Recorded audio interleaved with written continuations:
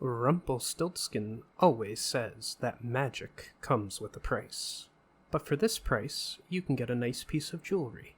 Use code ONCEPOD for 10% off your first order at Unusual Magic Jewelry on Etsy. Click the link in the description.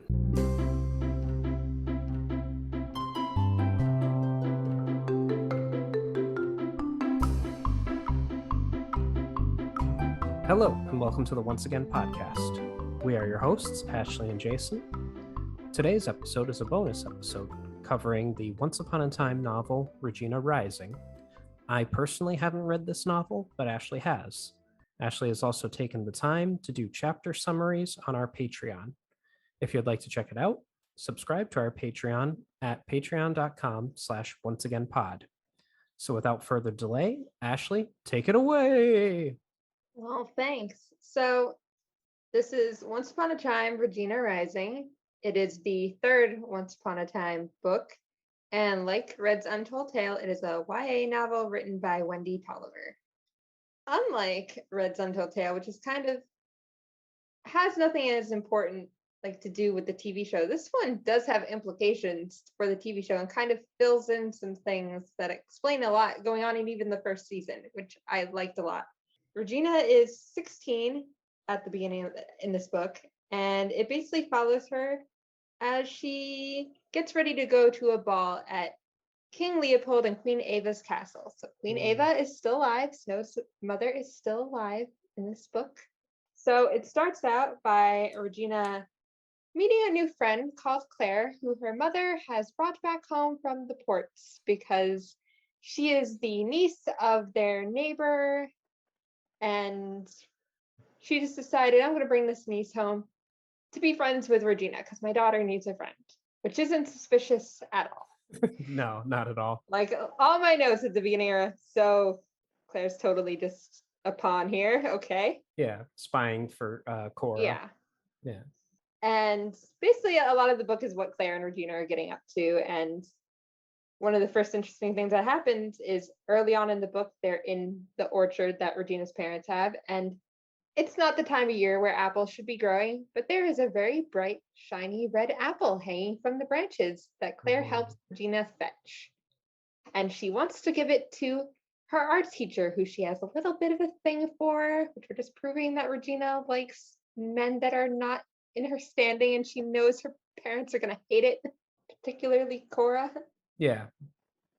An interesting tidbit early on, too, is it's mentioned that Snow White's parents live just above Regina's family. So, even, Regina's family are Prince and Princess, which I totally forgot about because it's not mentioned enough in the show, but they live, right nearby, apparently, just below wherever the castle is situated. Okay. Which makes a lot more sense now how Snow ended up there. Yeah. I forget which way it goes, but I guess King Leopold would be the vassal lord, or maybe it's the other way around with something vassal. like that. Yeah. I think it's vassal. Yeah. So I found that interesting because, we're kind of told in the show that this King Leopold and Snow are walking nearby, they're traveling, but they do in fact live nearby. So it actually is reasonable that Cora would know that they're traveling nearby because they literally live right there. And they get invited to a ball at the castle, like I said earlier. And, it's mostly Cora just trying to get Regina to get into dresses and help out and go to this ball and be a prim and proper young woman and not flirt with the art teacher. But she's being kind of rebellious, especially with Claire. And Claire and her end up going to a market day where Claire uses magic. And Regina is impressed and wishes Claire to teach her magic. And Regina has a hard time learning. They're in the middle of the woods a lot. Regina's trying to learn. She thinks she manages to get a frog to jump off a log with magic. Of course, that's fake. I called that being fake before it got revealed at the end of the book, but none of it. Regina can't do magic here. Okay. But while they're in the woods, they come across the blind witch. Oh. Well, I just want to stop you right there for a second because I have a couple questions. Go ahead. Firstly, the apple that's growing, that would insinuate to me that the apples that grow aren't necessarily poisoned. Like they could just be whatever kind of apple you like. She uses. Oh She wants to. no, the apple that is growing there is the poison apple in this story. Oh, okay. I Yeah, misunderstood you. it's the reason why it's like so red and not growing at the right time of year is because it is the poison apple in our story. It is the apple. Okay. But Okay. it's just we aren't told that till way later in the book that it's even a poison apple. Like Regina's just like, I found this cool apple. It's really red and perfect. Like it's the perfect apple. I wish to give it to my teacher because I want to give him this perfect thing. Oh no. My second thing was before they go to the ball, you mentioned Cora's just trying to get Regina to get there and go and everything. It's kind of a flip on like the Cinderella story. Like in Cinderella, she wants to go to the ball, but her mother won't let her. And in this, it's the other way around. Like, well, Regina gets more excited about going to things later because the teacher will be at the ball, and Regina doesn't want to go and meet up with him. And then my final question, we haven't gotten there yet, so you'll probably tell me, but do Regina and Queen Ava have an interaction? They do. Okay, all right, we're back on track then. Go right ahead. Also, it's like all in the book, it's like Regina's like, yeah, Queen Ava and my mom don't get along. Like Regina's very aware of what happened like between the two of them. And it's like spicy. Okay. All right. So they meet that witch on the side of the road and they do partake in the treats. And Regina does stumble into a room surrounded by wealth and jewels and stuff. And she does mention here that her mother can turn straw to gold. So she doesn't know about Rumpelstiltskin. She thinks her mom did that. That's interesting. Does that insinuate that the blind witch's house becomes whatever you want? I don't know. They mention this like room quite frequently where there's a lot of jewels, and I don't know if it's just be like, yeah, the witch has lots of jewels, and I'm like, but why would she have all that? Like that's not really. It's not what we know of her as a person. We know she just wants to eat children. That's the goal of her general life. Yeah. Oh well. But Regina and Claire are too old, and she takes Claire's ring that once belonged to her now dead brother and magics the girls out, basically kicks them out and tells them not to come back. Okay. Spoiler alert, they do go back. Oh. This story is not over. They were not the butter or gravy that she was looking for. They were not. No. Oh, there's a lot of flashbacks, but most of them aren't really too important. But there's one where Regina gets scarred on gets like thrown from a horse and gets scarred, and Cora magics the scar away. But Regina the next day does get right back on that horse, like proving that Regina is very brave and willing to do things, but she doesn't feel that way now because she's so afraid of her mother and her mother's magic. Which is why this is called Regina Rising. It's basically Regina's story of kind of overcoming her fears of her mother and coming into her own, which I'm sure leads to her having her relationship with Daniel down the line. Right. Daniel is not in this book, by the way.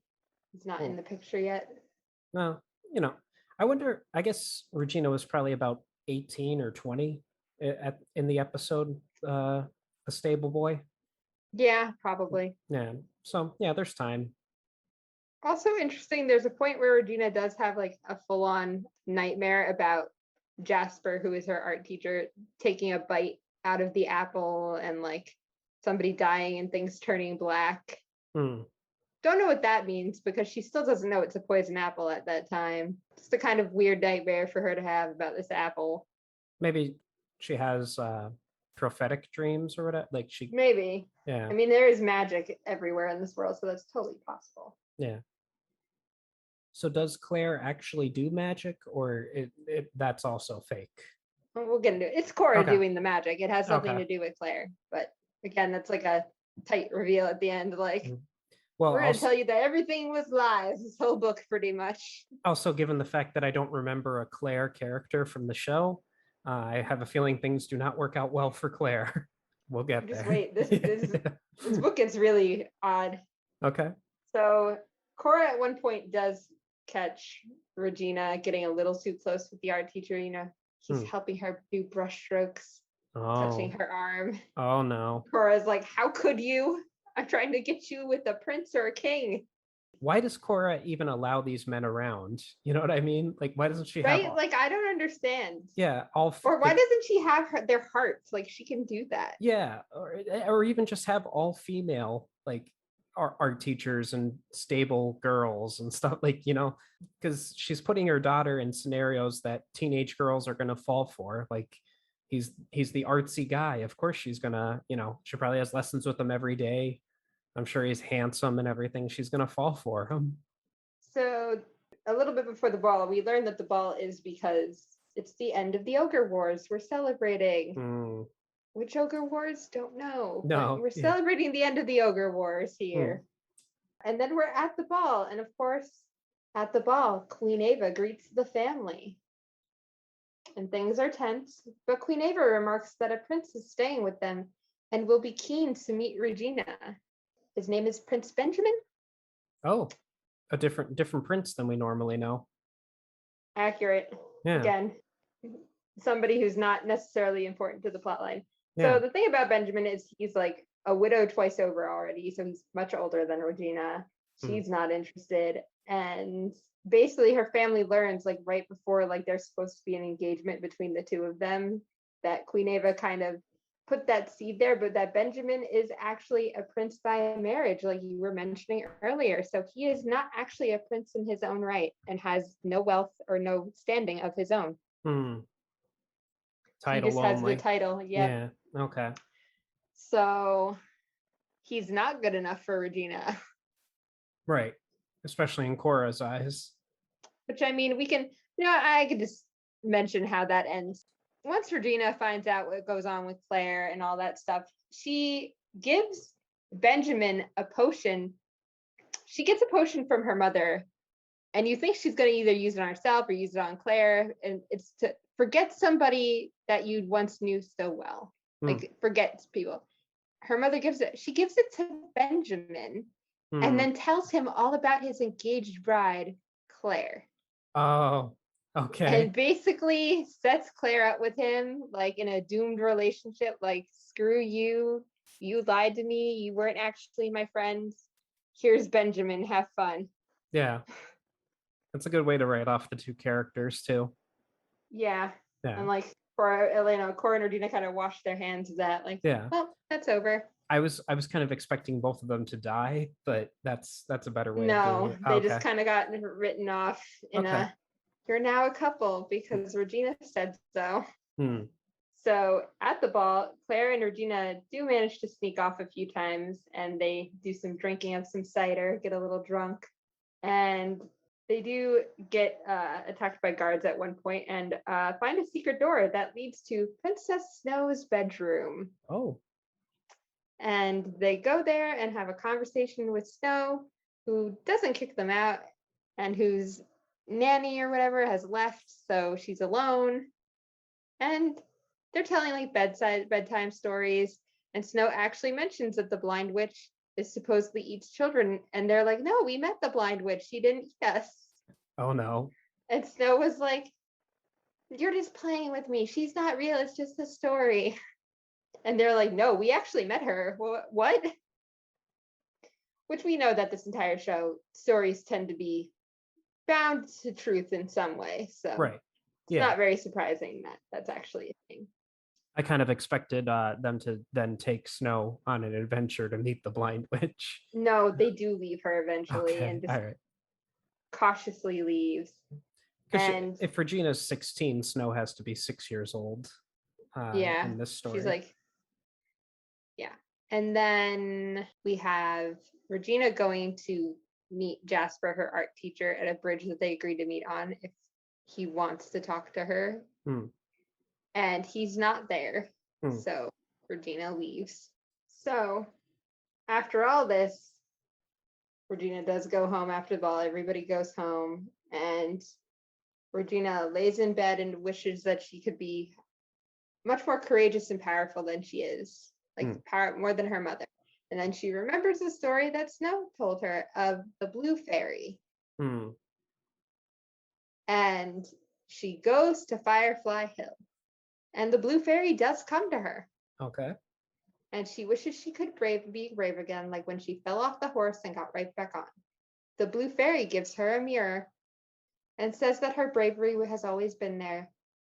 She is referring to the scar that Cora got rid of, and the blue fairy gives her scar back and tells her that whenever she doubts herself, to look in the mirror and remind herself that she is courageous. And I think now we understand the love of mirrors in this story. Yeah, exactly. Like, it's very important to who she is. We're getting a lot of weird backstory here. Like I said, this book is like just full of like a lot of backstory for not being very related to the plot. It's like, oh, we're just filling in some little gaps that we didn't have.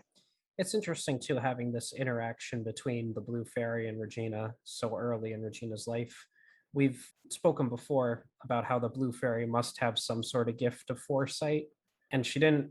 Okay. I will. They touch briefly because Regina returns the mirror to her. The blue fairy is shocked by what she senses coming in Regina, because Regina must have a currently pure heart in order for her to have her wish granted. She tells Regina to remember these moments of purity, for she will need it in the future. Well, there it is. You go. Yeah, there it is. There you go. Regina returns home. Cora is obviously annoyed that the scar is back, and says she went to the blue fairy. And they do learn, like I said, that Benjamin is not actually a prince per se. And when Regina goes to bed, she decides that they will go and retrieve Claire's stolen necklace, ring, whatever it is, from the blind witch the next day. Regina feels powerful enough to do that now.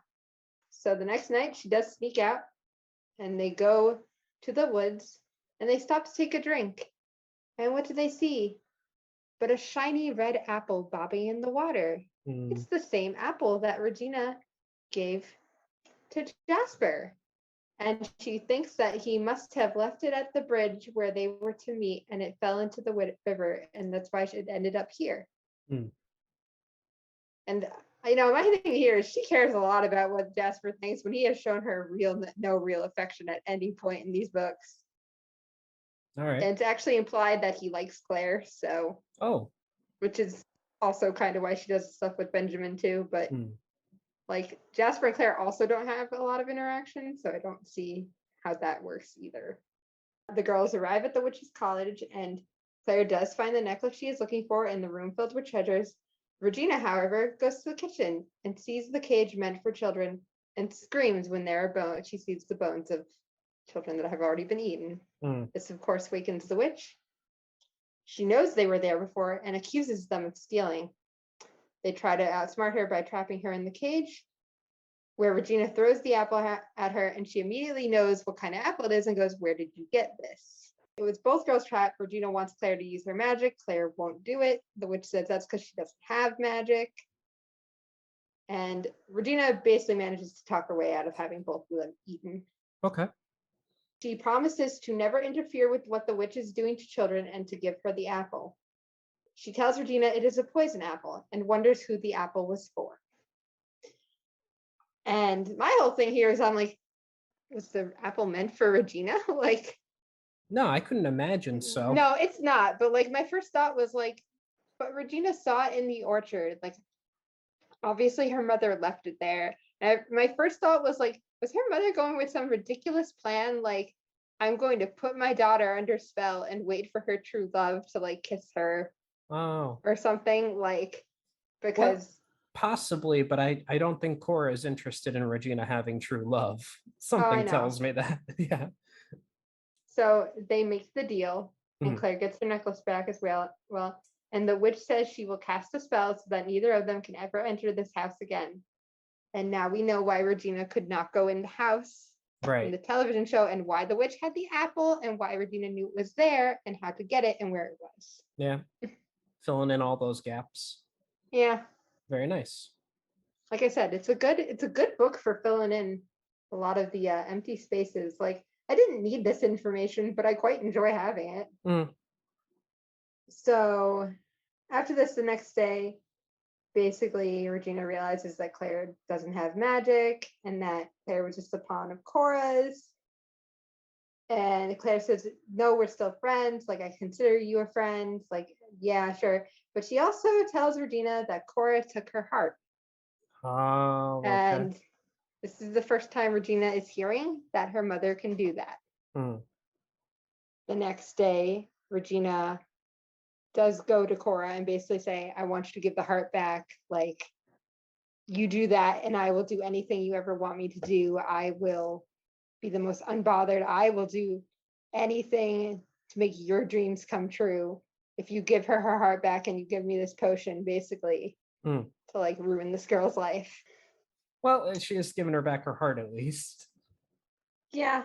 Like I said, I think that's just because Claire does admit that the apple was meant for Jasper, that Cora's plan was for Jasper to fall under the poison and then Regina wouldn't be his true love to wake him up, but that somebody else would be, like Claire, and then Regina would be devastated but would fall in line. Right. Okay. Which is totally reasonable for Cora to do, I suppose. As far as Cora goes, of course. Yeah, and that's basically it. Like, okay. I think it's a great story for a lot of the background information, but also just kind of a lot about Regina's character.